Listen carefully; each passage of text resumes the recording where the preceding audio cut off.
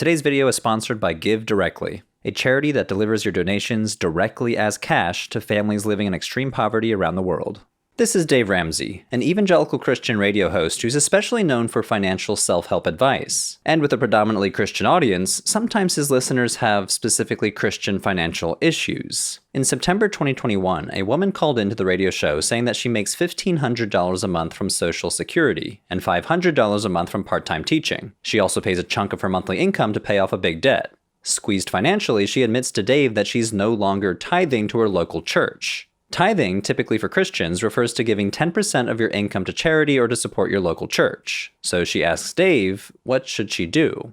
He first implies that tithing is mandatory, and that God mandated tithing not for himself, but for the giver, because being generous changes a person for the good. But then he dives into some technicalities, analyzing a tithing law from the book of Deuteronomy. He says that technically the law in Deuteronomy says you must tithe your net increase, as in your income. So does Social Security count? Well, Ramsey also happens to be a staunch political conservative, and he pivots to disparaging Social Security, saying technically it's not income, because in his words, it's a horrible system that Americans pay into way more than they'll ever get out of. So he ends his biblical interpretation by suggesting she should only tithe on the $500 she earns from teaching, or $50 a month. While Dave Ramsey's advice stems from a particular conservative American evangelical perspective, it's one example of how religious communities negotiate with the tension between accepting a divine mandate and figuring out what it actually means to them in real life. Tithing appears in the Bible as a straightforward command, but as Ramsey demonstrates, it often involves negotiation.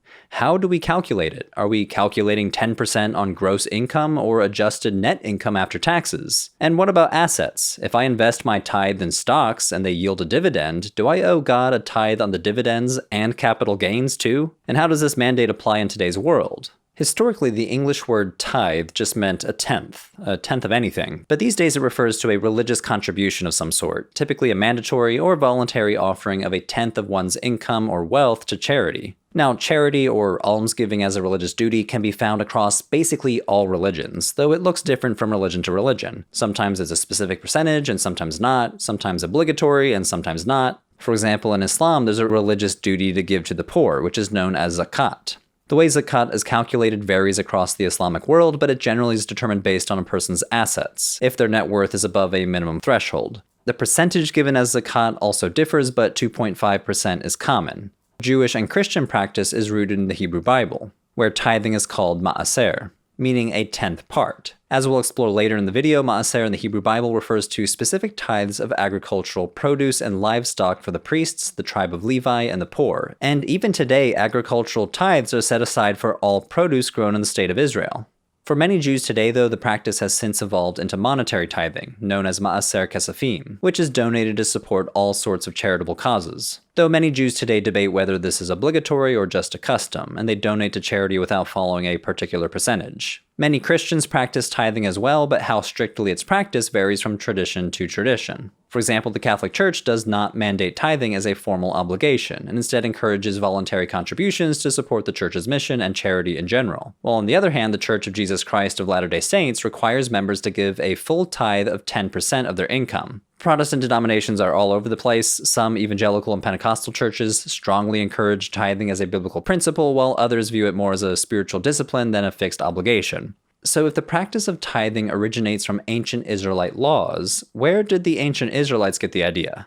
Tithing seems to have been a common practice across many different cultures in the ancient Near East, with our earliest evidence coming from the Sumerians. The Sumerians had a tithing practice that they called zog, but tithing was not just a voluntary act of charity, it was more like a mandatory religious tax paid to specific temples. From 2100 to 1700 BCE, Sumerian records mention people tithing basically anything you can imagine from an ancient economy. Grain, livestock, precious metals, gemstones, and manufactured goods. For example, records from the reign of King Shulgi of Ur dating to the early 21st century BCE show that sheep and goats were being tithed to the moon god Nana. A few centuries later, during the reign of King Amarsin, sources mention tithes of oil, timber, and perfumes being offered to the goddess Ningal. Ningal and Nana were likely the patron gods of this dynasty, because they show up again and again in these tithing texts. Jumping ahead slightly to around 2000 to 1500 BCE, we see that the Assyrians and Babylonians were also practicing tithing, which they called ashretu in the Akkadian language. Like the Sumerian Zog, a shretu was basically a 1/10 tax, sometimes offered to a god in a sacred setting and other times collected as a government levy. One political example includes an old Assyrian text that says the palace has taken 8 garments as your 1/10 tax. This seems to be referring to a local ruler collecting a tenth of someone's manufactured goods as a tax. In some places, this tax was collected annually. One old Babylonian text from the city-state of Larsa reads, "On account of the dues for this year, delivered to me like last year, in payment of the tithe." It's a fragmentary text, so we're missing some key details here, but phrases like "for this year" and "last year" indicate there was a yearly 1/10 tithe levied in the city. Another Akkadian text offers a glimpse into how tithing could also function like a financial obligation with built-in penalties. The text says that someone owes 8 shekels of silver as tithe to Ishtar and Nana. Monthly, 1 shekel of silver accrues on his account for each mina of silver. So apparently some guy didn't pay his tithe on time, and that final phrase refers to an interest rate or penalty tied to the debt owed. For every mina of silver owed, an additional 1 shekel of silver accrues on his account every month. Since 1 mina equals 60 shekels in the ancient Mesopotamian system, this effectively amounts to a 1.67% monthly interest rate, which compared to modern credit cards is really not that bad. I wish I could open an account at the Bank of Ishtar. And I'm only half joking. Later in Babylonian history, we're talking during the 600s and 500s BCE, temples started functioning as banks, lending out their tithe income to businesses with interest. These tithes apparently supported entire temple institutions and the personnel running them, though we really shouldn't draw a stark line between royal taxation and sacred obligation.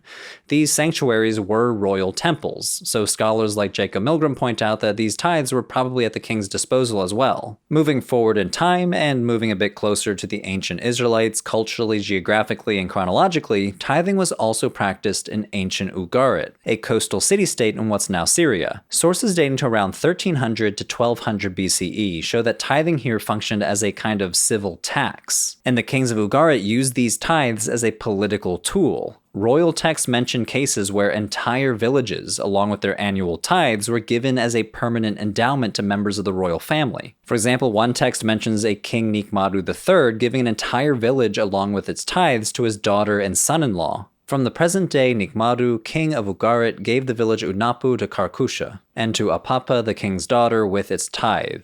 The text explicitly says the local temple should keep its hands off the village's tithe. The temple of Baal and its priests shall not have claims to Karkusha.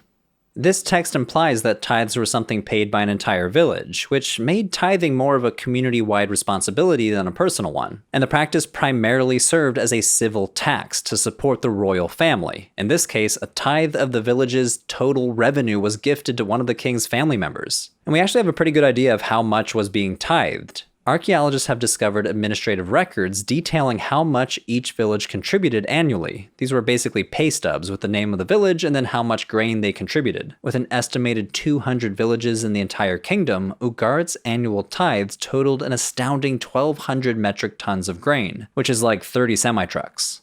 This royal endowment-making process might shed some light on the cultural context for at least a few of the tithes mentioned in the Hebrew Bible. In 1 Samuel chapter 8, the Israelites were demanding a king to rule over them, but the prophet Samuel warned them about the potential consequences of having a king. He explains that the king will take a tenth of their grain and vineyards to give to his officials, and the king will also take a tenth of their flocks, and they themselves will become his servants. His warning sounds strikingly similar to the Ugaritic practice of kings granting villages and their tithes to support the royal court. But tithing in Ugarit was not entirely secular. Ritual texts hint at religious applications of the tithe. In one example, villagers were instructed to offer a tithe to the god Baal to avert an enemy attack. The tithe was used for a ritual banquet for Baal. So, to summarize, tithing in the ancient Near East was a multifaceted practice, blending economics, politics, and religion. Tithes functioned as both a communal obligation and a mechanism for sustaining temples and royal courts, often blurring the lines between sacred donation and state taxation. All of this gives us some cultural background for the tithes in the Hebrew Bible, where similar themes of divine obligation, communal support, and centralized authority come into play.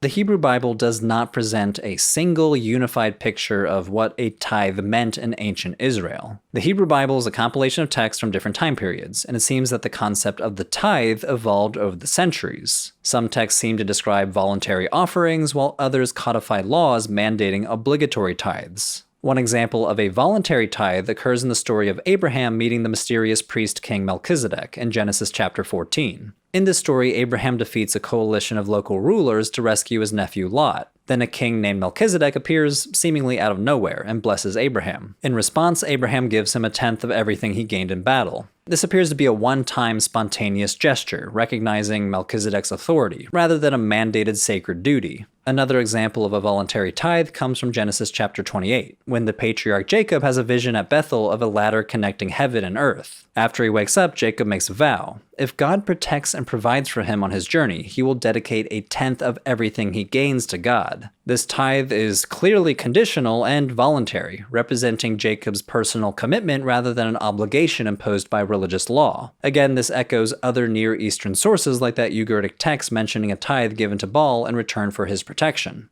The Hebrew Bible, though, includes several passages detailing a yearly obligation that are codified in its legal texts. 3 key passages outline tithe laws, all appearing in the Torah, the first 5 books of the Hebrew Bible: Leviticus chapter 27, Numbers chapter 18, and several passages in the book of Deuteronomy, especially Deuteronomy 14. Leviticus 27 is the shortest passage, and some scholars think it's the earliest one, forming the basis for later tithe laws.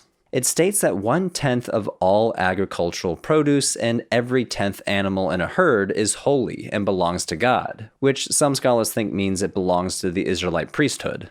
Numbers chapter 18 describes tithes as a system to support the Levites, one of the 12 tribes of Israel, who are set apart for sacred duties, acting as assistants to the priests.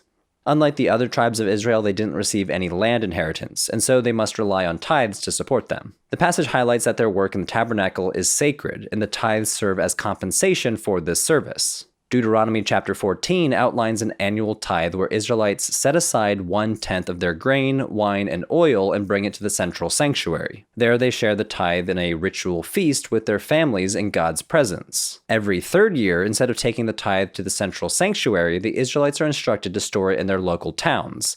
This 3rd year tithe supports the Levites, who lack their own land, as well as vulnerable community members like orphans and widows. Ironically enough for Dave Ramsey, it's basically a form of ancient social security. The logistics of the tithe described in Deuteronomy raise a few questions about whether the tithe was meant to be a literal 10%. If a family was required to take 10% of all of their annual produce, along with the firstborn of their flocks, all the way to Jerusalem and consume it in one feast, this suggests 2 possibilities, neither of which seem realistic. Either their harvests were so small that 10% could be consumed in one sitting, or so large that consuming even 10% would be impractical. Now, the law does apparently anticipate these logistics by saying that the tithe can be converted into money, but for some scholars, these practical concerns suggest that tithe might have been a symbolic term, much like how the numbers 7 or 40 in the Hebrew Bible carry symbolic rather than literal meaning. In his foundational book on the topic, the scholar Muhammad Dandamayev explains while the Babylonian Eshratu was theoretically a 10th of the harvest, in practice it varied a lot.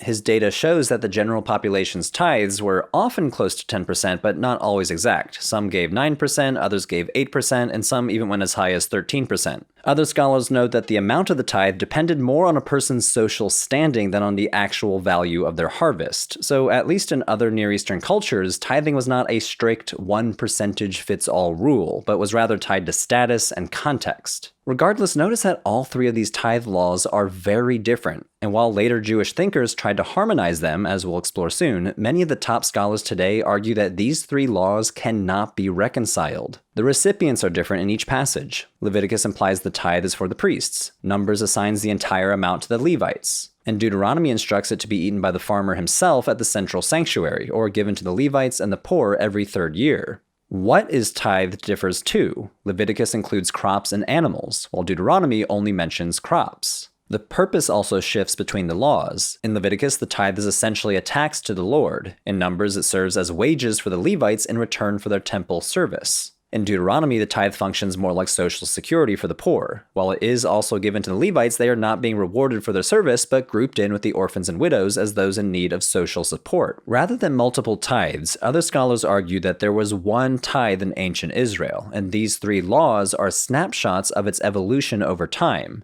The scholar Chelson Fuad argues that Leviticus 27 is the oldest law and served as a foundation for the later laws in Deuteronomy and Numbers. According to him, Deuteronomy came next, followed by Numbers, which ultimately replaced the law in Deuteronomy. He suggests that this progression occurred because the law in Leviticus is brief and ambiguous. It lacks clear instructions on how to distribute and consume the tithe. Deuteronomy and Numbers attempted to address these gaps. Other scholars have argued we can identify different phases of tithing in ancient Israel, and that the practice evolved in response to two major events in Israel's history: the centralization of worship in Jerusalem during the reign of King Josiah and the Babylonian exile. Josiah ruled the kingdom of Judah during the 7th century BCE, and he's known for enacting religious reforms that centralized worship in Jerusalem. Before his reign, worship of God apparently took place at different local shrines across the region. For example, archaeologists have identified a temple to God at the site of Tel Arad in southern Israel. Some scholars argue that before this centralization, tithes were brought to these multiple different local sanctuaries rather than a single central location in Jerusalem. Evidence of this earlier practice may appear in the Hebrew Bible. For example, the Book of Amos, one of the older biblical books, seems to suggest that the tithes were offered at several different sanctuaries. Come to Bethel and transgress. To Gilgal and multiply transgression. Bring your sacrifices every morning, your tithes every 3 days. These verses seem to indicate that tithes could be offered at multiple sanctuaries such as Bethel and Gilgal, two northern cities. Notably, Bethel is where the patriarch Jacob is said to have offered his tithe, leading scholars to believe it was a pre-Josiah sanctuary for worshiping God. Other scholars view Deuteronomy as a turning point in the history of tithing, a law that directly responded to Josiah's reforms. Remember, this text reorients the practice, shifting the focus to Jerusalem as the central sanctuary. Scholars who support this view argue that Josiah's centralization reforms basically put a bunch of Levites out of a job. With many different local sanctuaries, that requires a lot of personnel to operate them. But Josiah ordered these local shrines to be destroyed and decreed that sacrifices and offerings could only be taken to one place, the temple in Jerusalem. And so this means you had a lot of sacred officials outside of Jerusalem losing their roles supporting these now defunct sanctuaries. Now, without their traditional wages, these displaced Levites became reliant on welfare, as reflected in the book of Deuteronomy. The next major shift in the history of tithing came because of the Babylonian exile. In 586 BCE, the Babylonians invaded the kingdom of Judah, destroyed the temple, and carried many of the elite into exile. The exiles eventually returned and rebuilt the temple, and the practice of tithing transformed once again. Post-exile sources like the Book of Nehemiah no longer describe the tithe as a feast consumed in Jerusalem. Instead, it evolved into something resembling a tax primarily used to sustain the temple and its operations. Passages like Nehemiah chapter 10 verse 38 describe a centralized system, with the Levites collecting the tithes from the countryside, delivering them to storehouses, and then distributing them to their associates. Nehemiah chapter 13 even mentions treasurers and their assistants being appointed to oversee the process. This system closely mirrors practices in Neo-Babylonian temples dating from around the same time. These sources describe tithes being stored in temple treasuries and supervised and distributed by temple personnel. In later centuries during the Second Temple period, Jewish thinkers viewed all three tithes as equally binding, so they tried to harmonize them, coming up with a 3-tithe system based around a 7-year cycle called the Sabbath year or sabbatical year. The first tithe was for the Levites, as described in the book of Numbers. The second tithe is the one described in Deuteronomy, when the person takes their whole tithe to Jerusalem and eats it there in a celebratory feast. The third tithe, or the tithe for the poor, was observed in year 3 and 6 of the cycle, and was distributed to the widows, orphans, and Levites. The earliest evidence we have for this harmonization is the Book of Tobit, which dates to the 3rd or 2nd century BCE, hundreds of years after the compilation of these laws. In Tobit chapter 1, our hero Tobit lists all of the tithes that he gives. Tobit followed the law in Numbers 18 by offering 6 annual tithes to the Levites. He then followed the laws in Deuteronomy 14 by offering 6 additional tithes in Jerusalem, and then 2 more tithes for the poor in years 3 and 6. So each sabbatical cycle, Tobit was offering 14 tithes. Now, just to reiterate, this was not practiced under the Israelite kingdoms. These were later developments after the Babylonian exile. There were a lot of different ways that people interpreted tithing laws back then. During the Roman period, the Jewish historian Josephus implies that everyone ignored Leviticus chapter 27, which stipulates you should tithe 1 out of every 10 animals. According to Josephus, only agricultural produce was tithed. The scholar E.P. Sanders writes that this makes sense given that tithing an animal was essentially a tax on a farmer's capital. A cow or a goat is a long-term investment. Not only can they give you several years of milk or cheese, but they can have babies, expanding your herd. Tithing crops is like tithing your salary. Tithing an animal is like losing a piece of equipment that supports your business. Jumping ahead 2,000 years, we can see that the harmonization of tithing laws mirrors what Dave Ramsey was doing on his radio show. Both reflect the same impulse, to negotiate with one's sacred texts to make them relevant to contemporary realities, whether those realities involve the post-Josiah priesthood searching for stability after their local shrines were shuttered, or a modern retiree trying to figure out if Social Security counts as tithable income. Now, whether you donate a certain percentage of your income or not, if you're looking for a powerful way to make a difference, a bunch of Nebula creators, including myself, have partnered with the nonprofit GiveDirectly to support families in extreme poverty. For this campaign, we're raising money for a village right here in Akori in Kenya. First, let's talk about GiveDirectly. They're a nonprofit that does something radically simple. They send unconditional cash payment directly to families in need. No middlemen, no complicated layers of administrative bureaucracy, no strings attached. Just sending money to people who need it. Now, what I love about the method of unconditional cash transfers is that it's not infantilizing. It's not imposing solutions on someone else. It's about trusting people to know their own needs and allowing them the autonomy to decide what's best for their lives. What I also like about cash transfers is that it's backed by real economic data, as highlighted in this article about GiveDirectly by the Washington Post. Research has shown that lump sum cash transfers have transformative effects, enabling recipients to escape cycles of poverty, with ripple effects not only for the individual families, but for the entire community. Cash gives recipients the freedom to prioritize what matters most, whether it's rebuilding a home after a disaster, investing in a kid's education, or starting a small business. Your donation through GiveDirectly.org/religion will go directly to a specific village in Akori in Kenya, where 164 families, or about 690 people, are facing extraordinary challenges. The village relies primarily on fishing from Lake Baringo, but land for farming is scarce, which makes food insecurity a constant struggle. Education fees are another big burden. Many parents cannot afford the cost of sending their kids to school due to the lack of stable employment. Employment opportunities include fishing, casual day labor, keeping livestock, beekeeping, and tourism, but these opportunities are inconsistent and don't yield a stable income. Our goal is to raise enough money to send each household approximately $850. The cash transfers are sent in installments starting this December. And you can also receive updates showing how your contributions are being used and the tangible impact they're having on the community. If this resonates with you, head on over to GiveDirectly.org/religion and donate today. Every dollar you give will go directly to the Village Fund, bringing us closer to our goal. And if you're watching this on YouTube, you'll see that I've enabled a donate button showing the amount donated so far. So let's make that a really, really big number and help these folks out in Akori in Kenya. Again, that's GiveDirectly.org/religion.